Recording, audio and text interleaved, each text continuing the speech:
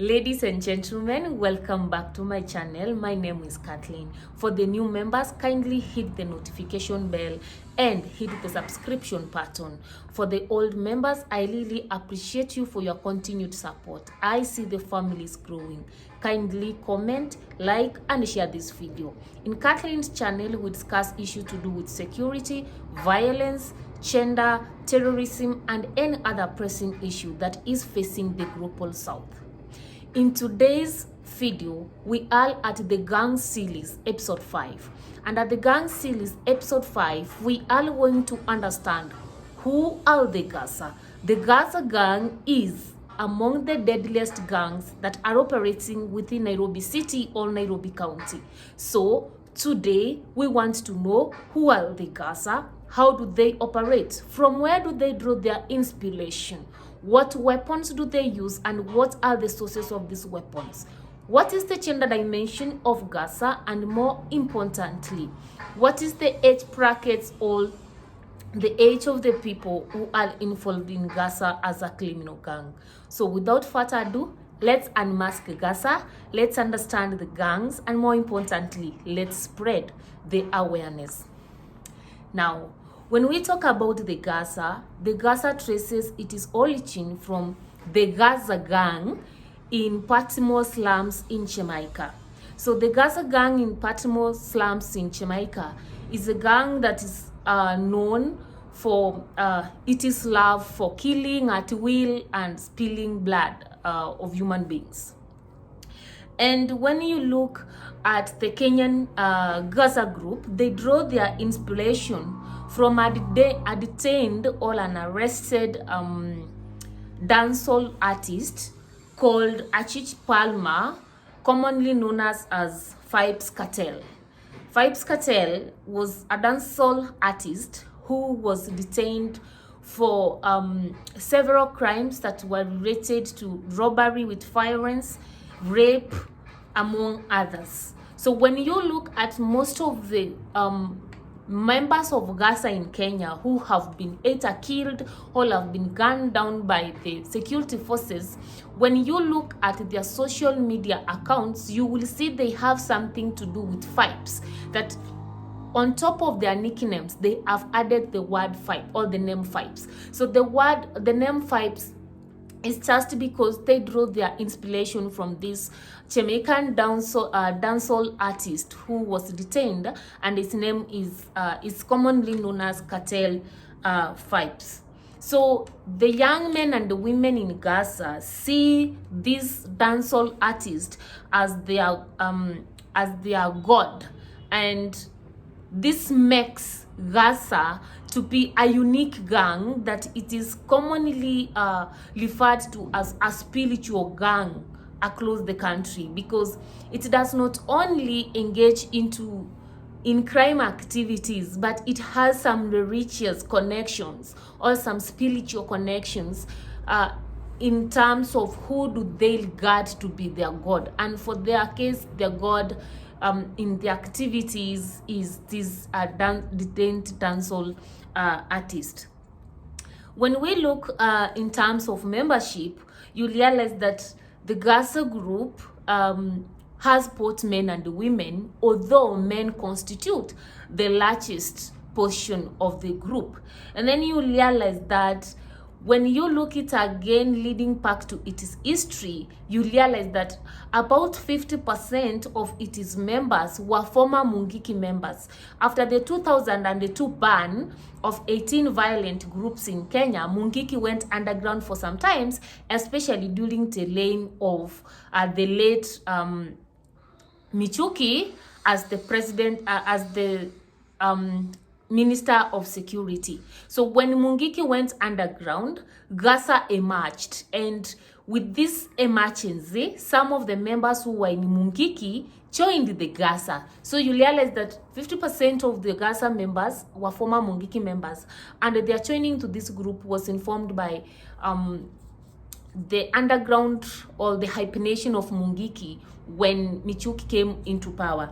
And then you realize that GAZA has members across ages with as low as 11 years old of age up to around 35 and 36 years old. So that tells you that GAZA even targets school children, and it is both in the urban and in the rural, or in the outskirts and the inner skirts of Nairobi schools. So it will not be surprising to realize that you have a child as low as as low as in grade 7 who is a member of GAZA, and it becomes easy to recruit such children because it is easy to convince a young mind than to convince a person who was already grown in terms of making decisions and in terms of choosing what is wrong and what is right. Then in terms of their areas of operation, you realize that the GAZA group operates mainly in low-income and middle-income areas of Nairobi. And when it began, it was initially operating in Eastlands. However, you realize that as from 2017, the GAZA group could be felt in Mwiki, Santon, and even Kahawa. What does that tell us about the group? That it is extending its operation, it is areas of coverage, and so forth.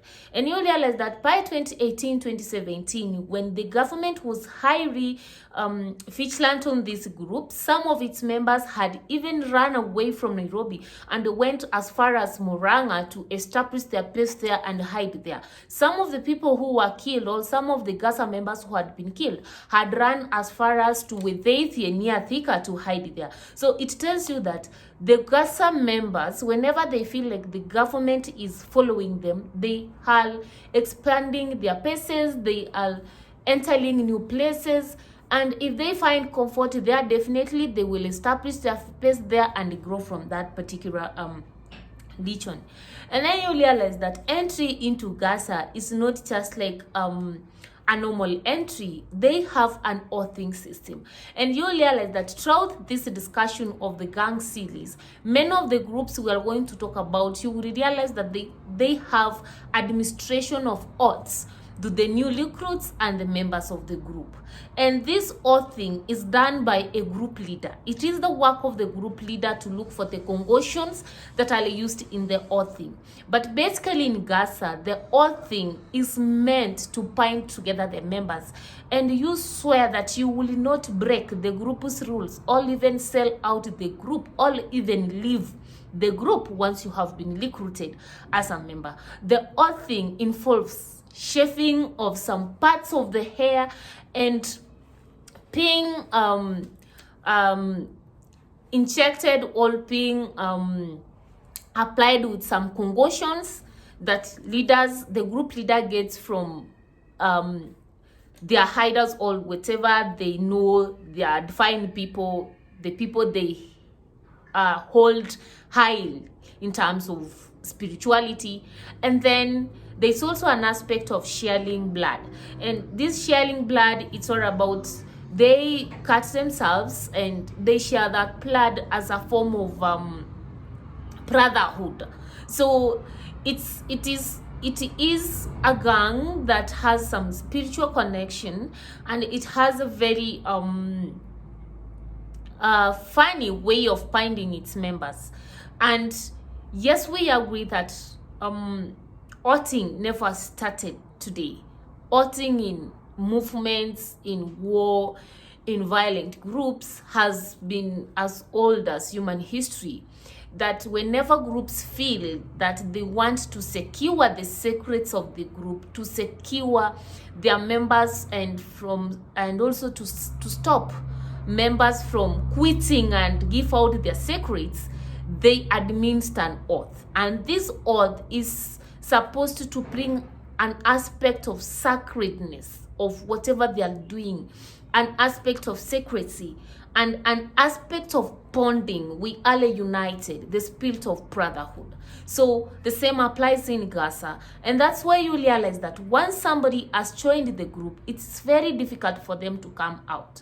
However, this does not mean that we do not have young men and women who have actually been granted amnesty and they have quit the group. But once they have quit, you have seen we have seen them talk about the security, that they need the government security. They have also come out to explain the situation, and they have been very, very instrumental in terms of giving information of what's happening in the group. And that's how some of us are able to access the group and to the information and learn to know what exactly the group entails. And when you look at the GAZA group, bang, as in cat, is a plant that they really adore. It is a plant that you'll find that is even associated with some of their dresses, some of them clothes, or some of the pieces of clothes that they tie in their heads and so forth. So it tells you that they have embraced the Jamaican culture so much, and they also have embraced the culture of dance hall in a way. But more importantly is the use of bang and drugs is just to make them kind of irrational, so that when they are carrying out the activities, or just in case they are caught, even if they are beaten, they are not sober, or the body is not in a state that can be able to take that pain. They will feel the pain maybe 3 days later or 4 days later. And then when we talk about the kind of weapons that the group uses handguns, it also uses knives, and it also uses laser plates. And one could wonder, where do they get things to do with, for example, with gangs? Sometimes back we saw some 5 members of this group, that was in 2018, coming out in public in Facebook and posting a clip where they were even demonstrating the AK-47s that they had, and they were even threatening the police who were after them that they will kill the police and they will continue killing the police. So one could wonder, where do they get these weapons? You will realize that one of the target people that this group targets is the police officers. If they find a police officer somewhere, they are likely to attack this police officer and run away with the gun. So sometimes you may realize that a police officer's gun has been involved in crime. It does not necessarily mean that it is this police officer who lended out this gun to be used in that criminal activity. Sometimes police officers fall victims of these gangs, and they are attacked, their uniforms taken, their boots taken, together with their weapons. And these weapons are later used to facilitate crime.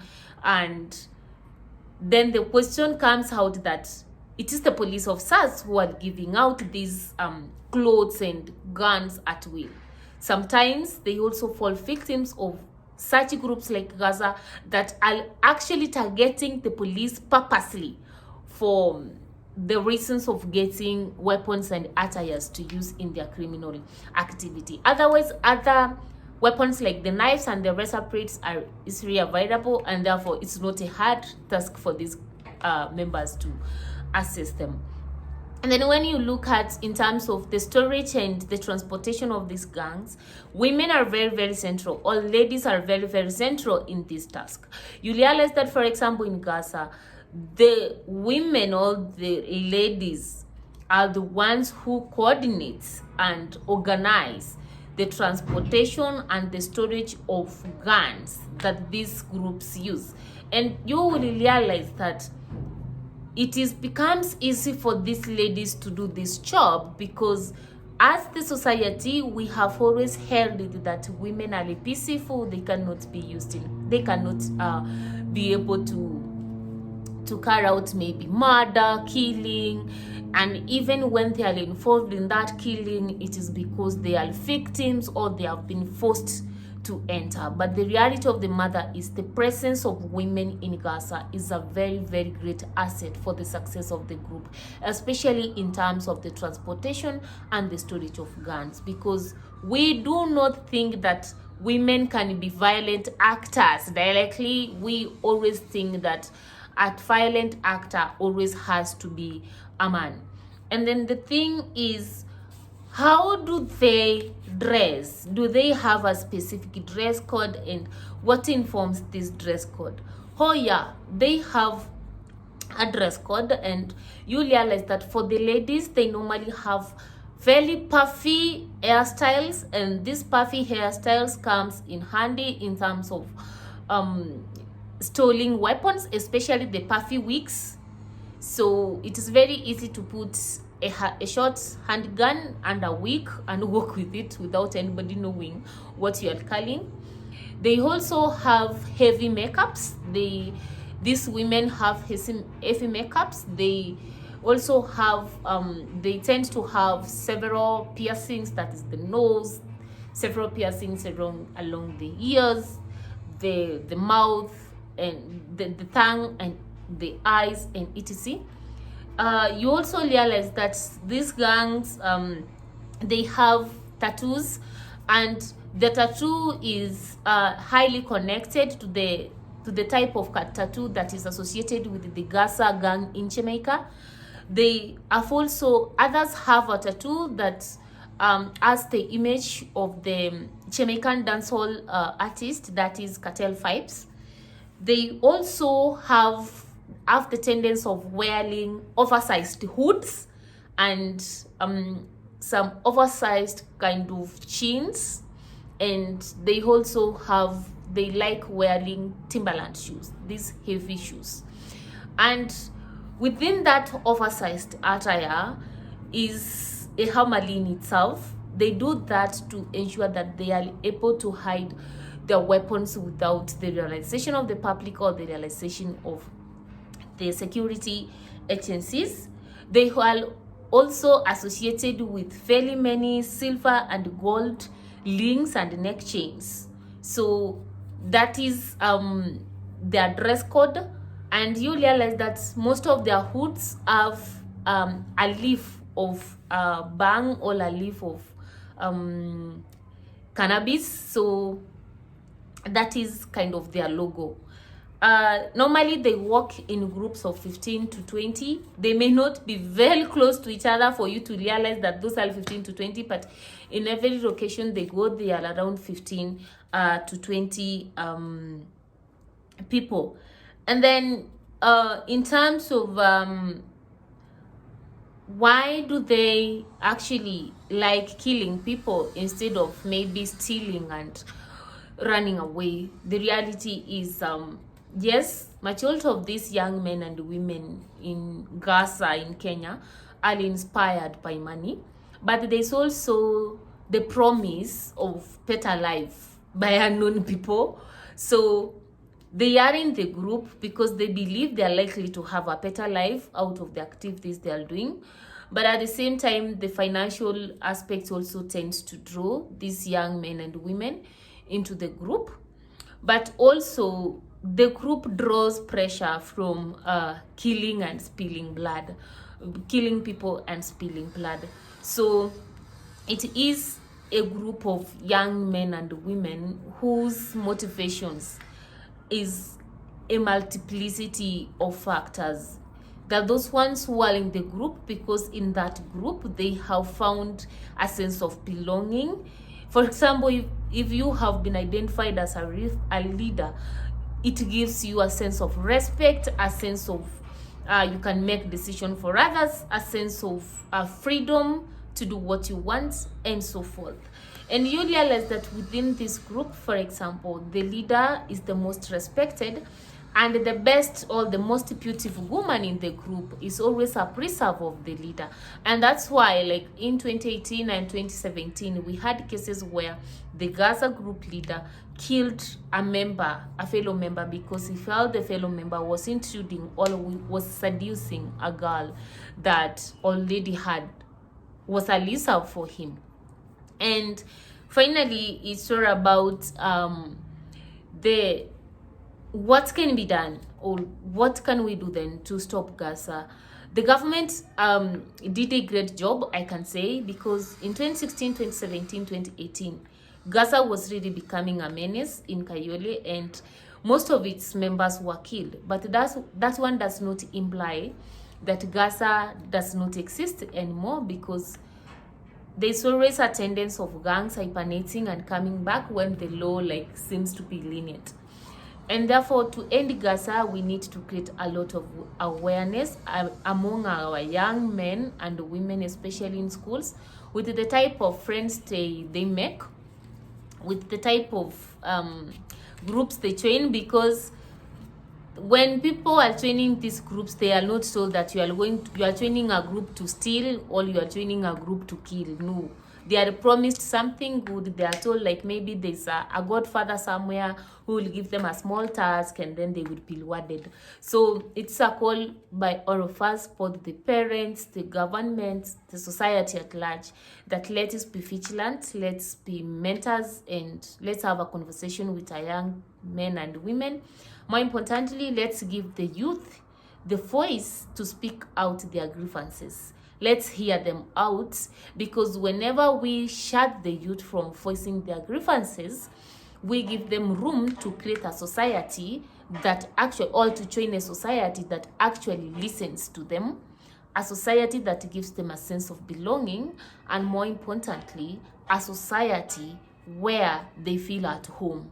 So it is a call that even when we talk about security, let's all be vigilant. If you realize that your young man or your young girl has started exhibiting some features, maybe akin to what I've described, even in terms of dress code, even in terms of the tattooing, even in terms of the kind of music they draw inspiration from, then you should be able to be vigilant and sit down with your young girl or sit down with your young boy and try to find out what is the source of this new inspiration. Otherwise, security begins with me, and security begins with you, and all of us have the responsibility to ensure that we live in a secure society. So for today, that's all about the GAZA of Nairobi County and Nairobi City. For your comments and for your suggestions, kindly keep them all, put them in the chat box. I will really appreciate. So let's meet next time when we will be discussing another gang in the gang series, episode 6. Thank you so much.